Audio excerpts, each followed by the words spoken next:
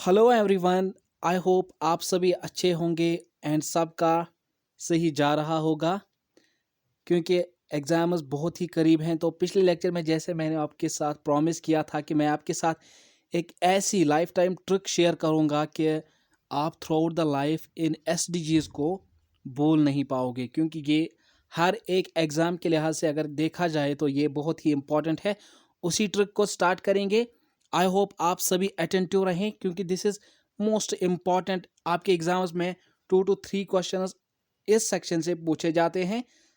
I hope आप सभी attentive रहे।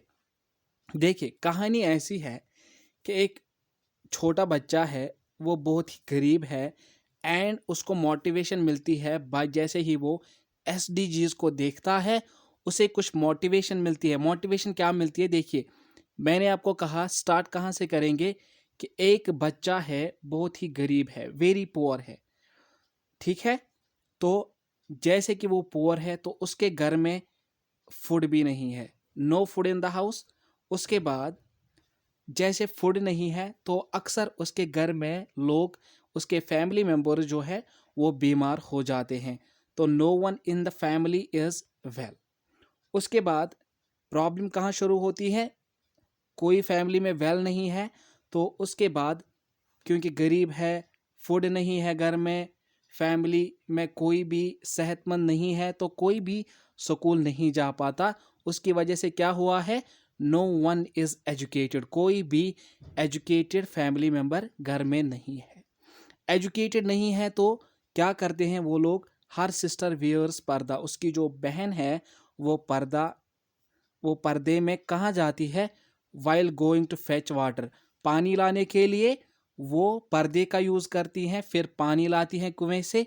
उसके बाद पानी ला के वो क्या करती है? वो चूल्हे पे फूड पकाती है, खाना पकाती है। शी कुक्स फूड ऑन चूल्हा।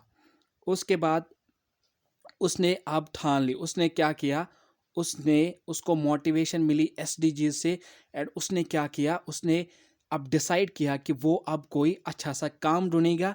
Then he decided to do a decent work. उसने ठान लिया कि अब मैं एक डिसेंट काम करूंगा। एंड फिर उसने क्या किया? उसको आइडिया आया कि मैं एक एग्रीकल्चरल इंडस्ट्री खोलूंगा। तो उसने क्या किया? उसने इंडस्ट्री इंडस्ट्री खोल रही। एग्रीकल्चरल इंडस्ट्री जैसे ही उसने खोली, उसने क्या किया? उसने कहा कि देखो भाई, मैं चाहे मेल हो चाहे फीमेल हो, आप कोई भी हो, मैं आपको जॉब प्रोवाइड करूंगा। एंड उसने क्या किया? उसने एक सस्टेनेबल एनवायरनमेंट अपने स्टाफ के लिए वो अच्छे से घुल मिल गया, वो अच्छे से उनके साथ पेश आता था एंड उसने सस्टेनेबल एनवायरनमेंट क्रिएट किया। फिर उसने सोचा क्यों ना मैं इस अपनी एग्रीकल्चरल इंडस्ट्री में क्यों ना हम वीट की प्रोडक्शन करें। उसने ठान लिया, उसने डिसाइड किया कि मैं वीट की प्रोडक्शन करवाऊंगा अपनी फैक्ट्री में। जिससे क्या होगा? किसी भी टाइप का पोल्यूशन नहीं होगा। एंड उससे क्या होगा? अगर पोल्यूशन नहीं होगा तो एक्वेटिक एनिमल्स को कोई भी हार्म नहीं पहुंचेगा हमारी वजह से। एंड उससे क्या होगा? गुड लाइफ ऑन लैंड, क्योंकि लोग पानी पिएंगे, लोग एक्वेटिक वाटर में जो फिशेस रहती है वो खाएंगे, तो गुड लाइफ ऑन लैंड होगा।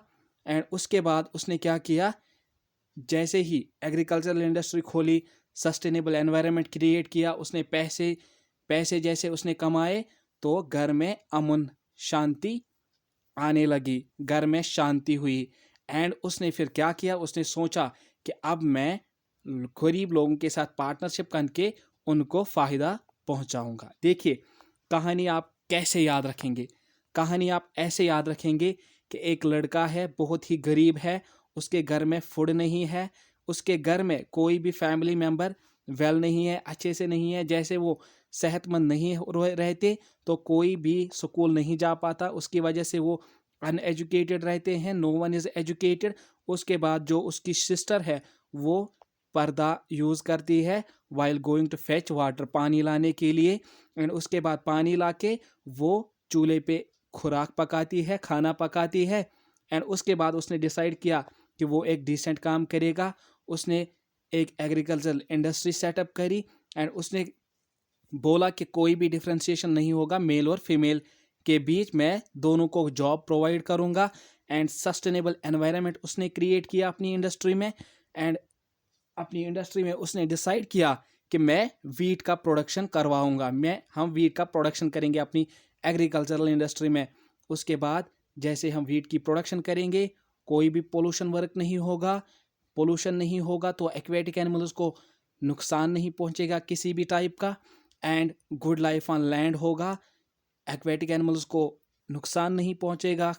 लोग मछलियां खाएंगे, लोग पानी यूज़ करेंगे, तो गुड लाइफ ऑन लैंड होगा। एंड उसके बाद जैसे ही पैसे आएंगे, अमन रहेगा घर पे, पीस एट होम रहेगा। एंड उसके बाद जैसे ही बहुत सारे पैसे आएंगे तो मैं पार्टनरशिप करूंगा किनके साथ, गरीब लोगों के साथ। ये कहानी याद रखते ही आप अब इसको कैसे कनेक्ट कर सकते हो। फर्स्ट इज वेरी पुअर, तो पॉवर्टी को एलिमिनेट करने के लिए क्या होना चाहिए, नो पॉवर्टी, किसी भी टाइप की पॉवर्टी नहीं होनी चाहिए। ये SDG नंबर 1 है आपका।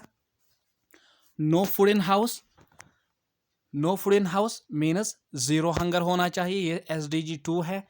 उसके बाद no one in family is well, उसको काउंटर अटैक करने के लिए SDG 3 है हमारे पास। Good health and well being, no one is educated, उसको काउंटर अटैक करने के लिए SDG 4 है, क्वालिटी एजुकेशन प्रोवाइड करना। उसके बाद हर सिस्टर वियर्स पर्दा, वो पर्दे का यूज़ करती है, तो उसके लिए जेंडर इक्वेलिटी होना चाहिए, वो है SDG 5।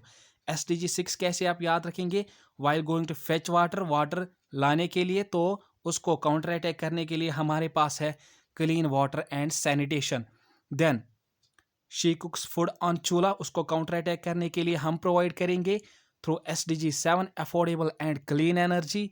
देन उसने डिसाइड किया डिसेंट वर्क, मतलब decent work and economic growth, वो है SDG 8। Then SDG 9 created an agricultural industry, हम क्या करेंगे, इसको पूरा करने के लिए इंडस्ट्री इनोवेशन इंफ्रास्ट्रक्चर का यूज़ होगा।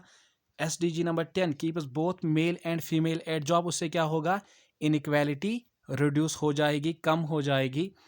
Sustainable environment for his staff means sustainable cities and communities, sorry. उसके बाद वीट का प्रोडक्शन होगा, means responsible production and consumption होगा। No pollution work means climate action के थ्रू हम ये SDG पूरा करेंगे through SDG 13 climate action. No harm to aquatic animals means life below water, उसको भी हार्म नहीं पहुंचाएंगे। SDG 15 good life on earth means life on land, right. उसके बाद SDG 16 peace at home means peace and justice strong institution को establish करना। And SDG 17 partnership with poor means partnership to achieve the goals. This was all about, I hope that आप जैसे ही वो कहानी याद रखेंगे, आप 2-3 बार रिवाइज करेंगे, इस लेक्चर को पूरा रिवाइज करेंगे, वो कहानी आप अपने जहन में बिठाएंगे, तो आपको कोई भी SDG अगर पूछेगा, आप जहन में ही ऐसे रिवाइज करते जाएंगे एंड उसको SDG नंबर के साथ आप वो SDG डिफाइन कर पाओगे। आपके एग्जाम्स में ऐसे बहुत ही इंपॉर्टेंट क्वेश्चंस आते हैं कि SDG number 6 is related to, जैसे ही आप ये कहानी याद रखोगे, अपने जहन में रखोगे, तो आप इसको क्लियरली आप इसको इंटरकनेक्ट कर सकते हो इस कहानी के साथ। लेकिन कहानी इसमें बहुत इंपॉर्टेंट है, आप कहानी को याद रखेंगे तो आपको कभी भी ऐसी प्रॉब्लम नहीं आएगी कि आप SDG नंबर्स के बारे में ना जानो। आई होप दैट आपके आने वाले फ्यूचर एग्जाम्स में ये ट्रिक आपके लिए यूजफुल रहे, फ्रूटफुल रहे। Thanks, have a good day.